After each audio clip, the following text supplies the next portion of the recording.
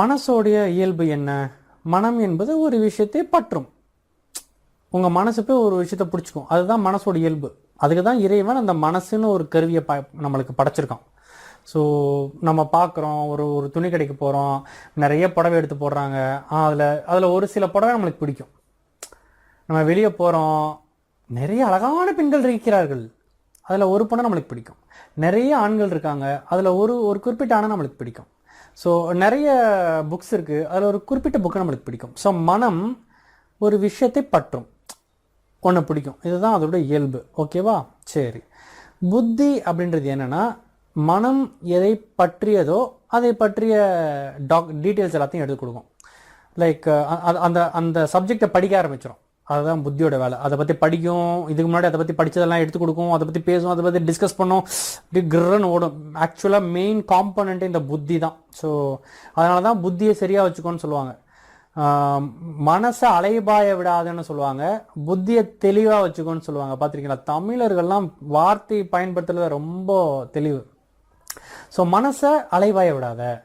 அது எதை பார்த்தாலும் இது பிடிச்சிருக்குது, சூப்பரு, இது சூப்பரு, இப்படி மனம் போயிட்டே இருக்கும். ஸோ இப்படி நான் நிறைய விஷயங்களை பார்க்குறேன், நிறைய விஷயங்கள் எனக்கு பிடிச்சிருக்கு, நிறைய விஷயங்களுக்கு நான் ஆசைப்படுறேன்.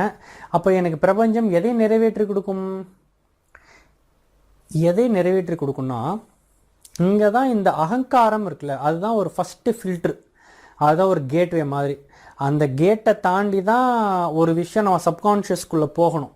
எந்த ஒரு விஷயமோ ஆள் மனசுக்குள்ளே எப்போ போகும்னா, அதை இந்த கேட்டை தாண்டி போகணும். இந்த அகங்காரம்ன்ற கேட்டை தாண்டி உள்ளே போகணும். ஸோ அகங்காரம்னா என்ன? ஃபஸ்ட்டு மனம்னா ஒரு விஷயத்தை பற்றுவது தான் மனம். ஓகே. புத்தின்னா ஒரு விஷயத்தை பற்றின கம்ப்ளீட் டீட்டெயில் எடுத்து கொடுக்கும், அதுதான் புத்தி. ஓகே. அகங்காரம்னா ஈகோ. ஈகோனா உன் செல்ஃபு.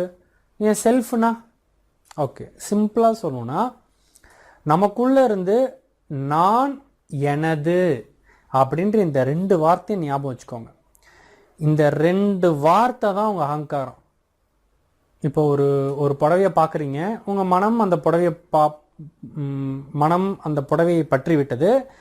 உடனே இப்போ புத்தி சூப்பராக இருக்குல்ல, இந்த மாங்காய் டிசைன் செம்மையாக இருக்குது, அந்த இதில் வந்து அந்த மயில் போட்டு டிசைன் பார்த்தா அதை விட்டு இந்த டிசைன் அப்படின்னு புத்தி நிறைய டீட்டெயில்ஸ் எல்லாம் எடுத்து கொடுக்கும்.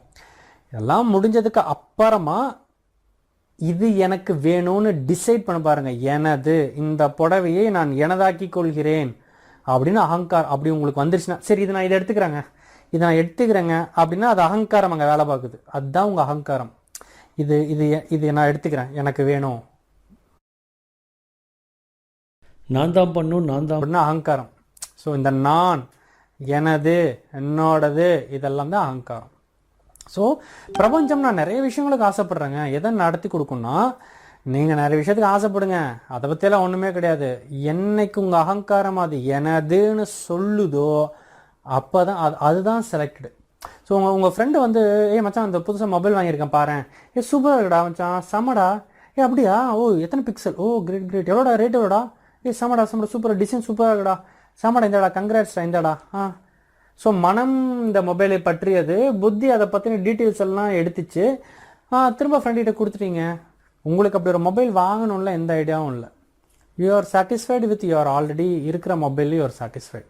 அந்த மொபைல் நல்லா இருந்துச்சு, என்ன மாடல்னு பார்த்தீங்க, சூப்பராக இருந்துச்சு, அதெல்லாம் தவிர இப்போ இந்த இடத்துல அகங்காரம் வரவே இல்லை, நான் எனதுன்னு வரவே இல்லை.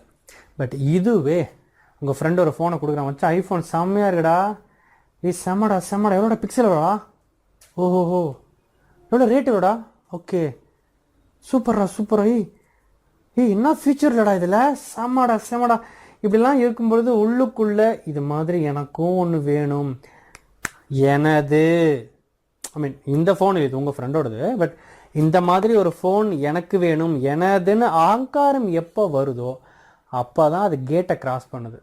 ஸோ நீங்கள் நிறைய விஷயத்த பார்க்கலாம், நிறைய விஷயத்த ரசிக்கலாம், நிறைய விஷயத்துக்கு ஆசை கூட படலாம். ஆசைப்படுறது கூட ஒரு இந்த எனதுன்னு சொல்கிறதுக்கு முன்னாடி ஸ்டேஜ் தான். அந்த ஆசை தீவிரம் அடையும் பொழுது தான் அதை அடையணுன்ற எண்ணம் வரும். அப்போ தான் எனது, எனக்கு அப்படின்னு அகங்காரம் எந்திரிக்கும். ஸோ நீங்கள் ஏகப்பட்ட விஷயத்துக்கு ஆசைப்படலாம், நீங்கள் ஆசைப்பட்டது எல்லாத்தையும் இந்த பிரபஞ்சம் நடத்தி கொடுக்காது. அந்த ஆசை தீவிரம் அடைந்து அகங்காரம் எழ வேண்டும், எனக்கு வேணும், எனது அது என்னோடது அப்படின்னு என்னைக்கு அகங்காரம் எந்திரிக்குதோ இப்போ தான் அது கேட்டை கிராஸ் பண்ணி ரெடி ஆகுது. எங்கே ரெடி ஆகுது? சித்தத்துக்கு போகிறதுக்கு ரெடி ஆகுது, which is your subconscious mind. So இப்போ தான் அது கான்ஷியஸ் மைண்டில் இருந்து சப்கான்ஷியஸ் மைண்டுக்கு கேட் பாஸ் வாங்குது. இந்த அகங்காரம் தான் அந்த கேட் பாஸை கொடுக்கும். சரி, இப்போ கேட் பாஸ் வாங்கிட்டு அது சப்கான்ஷியஸில் போய் உட்காந்துருமா? இல்லை இல்லை, அப்படிலாம் உட்காராது. இப்போ தான் இதை தான் சொல்கிறாங்க, இந்த அகங்காரம் எனது எனது எனதுன்னு சொல்லிக்கிட்டே தீவிரமாக இருக்கணும். ஓகே, நீ ஒரு விஷயத்துக்கு தீவிரமாக ஆசைப்படும்பாங்க. நீ ஒன்றும் தீவிரமெல்லாம் ஆசைப்பட வேணாம். ஏன்னா நீ ஆசைப்படுறதுனால ஒன்றும் இல்லை. என்னைக்கு அது எனக்கு வேணுன்ற அந்த அகங்காரம் எந்திரிக்குதோ அப்போ தான் அது பாஸ் வாங்குது. ஸோ அகங்காரம் பாஸ் வாங்கினோடனே அது சித்தத்துக்கு போகாது. அது திரும்ப அந்த அகங்காரம் சொல்லணும், எனக்கு வேணும், அது என்னோடது, அது எனக்கு. உங்கள் ஈகோ அதை அடைய முற்படணும். வெறும் தாட்ஸ் லெவலில் இல்லை, வெறும் தாட்ஸ் லெவலில் வந்து இந்த மனமும் புத்தியும் நீங்கள் ஒரு விஷுவலைஸ் பண்ணுறீங்க, அது அந்த விஷயத்தையே மீண்டும் மீண்டும் சிந்திக்கிறீங்க. உங்கள் மனசை, உங்களோட லட்சியம் எதுவோ உங்கள் மனசை அங்கேயே வைக்கிறீங்க, உங்கள் மனசை அங்கேயே வைக்கிறீங்க, அதை பற்றியே சிந்திக்கிறீங்க. சரி, அதை நான் ஏற்கனவே அடைந்து விட்டேன், இப்படிலாம் நீங்கள் என்ன பண்ணாலும் அது இன்னும் அந்த மனம் புத்தின்ற அந்த கான்ஷியஸ் மைண்டுக்குள்ளேயே தான் இருக்குது, அந்த ஜோன்லேயே தான் சுற்றுது. அது இன்னும் சப்கான்ஷியஸ் மைண்டுக்குள்ளே இறங்கலை, அங்கேயே தான் சுற்றிட்டு இருக்கோம். நீங்கள் விஷுவலைசேஷன் பண்ணிகிட்டே இருக்கீங்க, அஃபர்மேஷன் பண்ணிக்கிட்டே இருக்கீங்க, it will be in your conscious mind. மெதுவாக இந்த ஃப்ளேவர் ஆரம்பிக்கணும். யுவர் ஈகோ, உள்ள செல்ஃபு,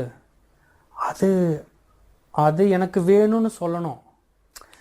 நான் அப்படியே விஷுவலைஸ் பண்ணுறேங்க, எனக்கு அப்படியே இந்த உடம்பெல்லாம் புல்லரிச்சு போச்சு, லைக் அப்படியே நான் அது நட்சத்திரம் இப்போ நடந்த மாதிரியே எல்லாம் ஓகே, அது தப்பு கிடையாது. ஆனால் மிஸ்ஸிங் எலிமெண்ட் இதுதான். அதை நான் தப்பு சொல்ல, அது அப்படி தான் பண்ணணும், கரெக்டு தான். அதை பற்றி சிந்திக்கணும், அஃபர்மேஷன் பண்ணணும், விஷுவலைசேஷன் பண்ணணும், எல்லாம் கரெக்டு தான். மிஸ்ஸிங் எலிமெண்ட், அந்த மேஜிக்கல் எலிமெண்ட், மிஸ்ஸிங் எலிமெண்ட் அகங்காரம். அது நான் எனதுன்னு அது வேட்கை கொள்ள வேண்டும்.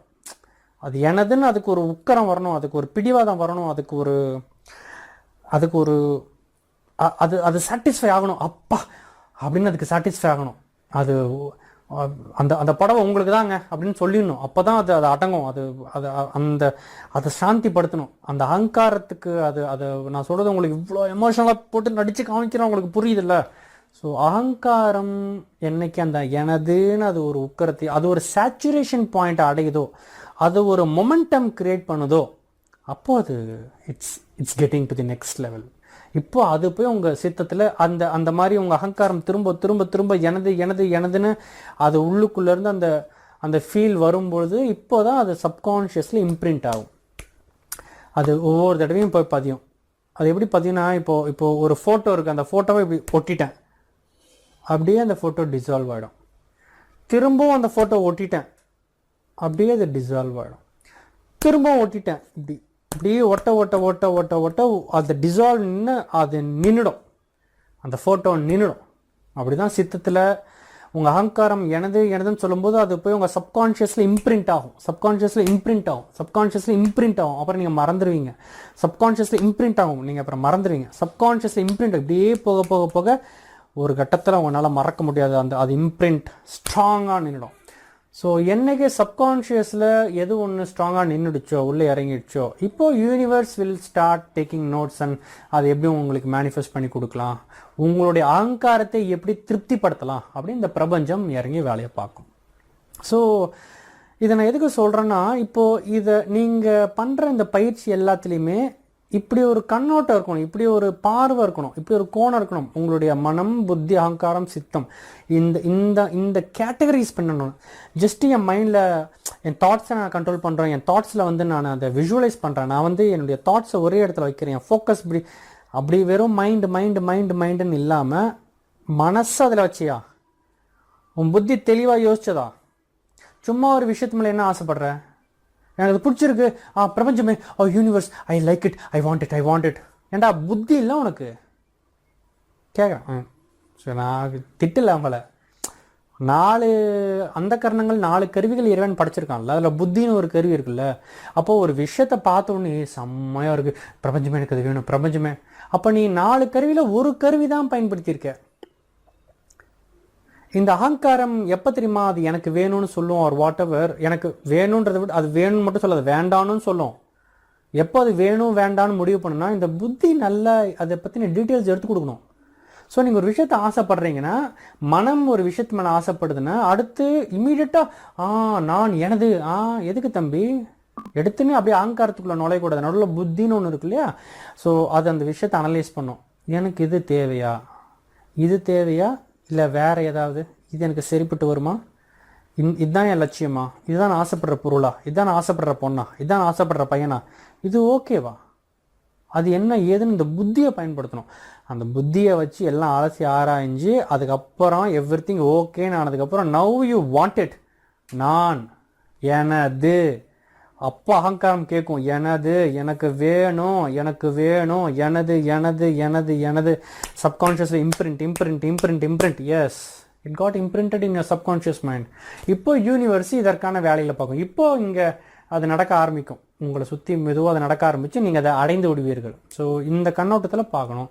உங்களுடைய மனம், புத்தி, சித்தம், அகங்காரம், சித்தம் இந்த கருவிகளை நீங்கள் சிறப்பாக பயன்படுத்தணும். அப்படிலாம் இருக்கும்பொழுது தான் விஜய் சித்து vlogs மதன் ஸ்டேஷன்ஸ் எல்லாம் ஸ்டேபிளாக இருக்கும். இல்லைன்னா அது தேவையில்லாத ப்ராப்ளம்ஸ் எல்லாம் உங்களுக்கு நிறைய கொண்டு வரும். ஒரு விஷயத்தை வந்து மேனிஃபெஸ்ட் பண்ணிடுவீங்க, அப்புறம் புத்தி இல்லாமல் ஒரு விஷயத்த நீங்கள் மேனிஃபெஸ்ட் பண்ணிட்டீங்கன்னா அப்புறம் எதுக்கடா இதை மேனிஃபெஸ்ட் பண்ணணும்னு ஆகிடும். அது வேணாம் போ அப்படின்னு இப்போ வேஸ்ட்டாக போட்டுருவீங்க. கஷ்டப்பட்டு 6 மாதமாக அதுக்காக லா ஆஃப் அட்ராக்ஷன் பண்ணி மேனிஃபெஸ்ட் பண்ண 2 நாள் கூட யூஸ் பண்ணல, கீழே தூக்கி போட்ட. ஏன்னா புத்தி யூஸ் பண்ணல. நீ புத்தி யூஸ் பண்ணியிருந்தா நீ என்றைக்கும் பர்மனெண்ட்டாக யூஸ் பண்ணுறது எதுவோ நீ அப்படி பண்ணியிருப்ப. ஸோ உங்களுக்கு புரியுதுன்னு நினைக்கிறேன் நான் சொல்கிறது. ஸோ அதனால் வந்து இந்த மாதிரி நீங்கள் யோசிச்சு பழகணும்.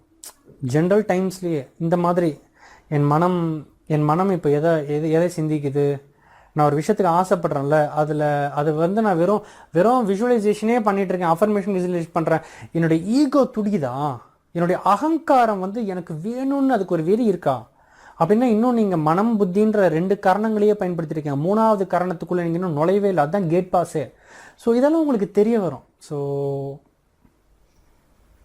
இந்த தெளிவெல்லாம் தான் இந்த பதிவில் நான் சொல்லணும்னு நினச்சேன். ஸோ உங்களுக்கு புரிஞ்சிருக்கும்.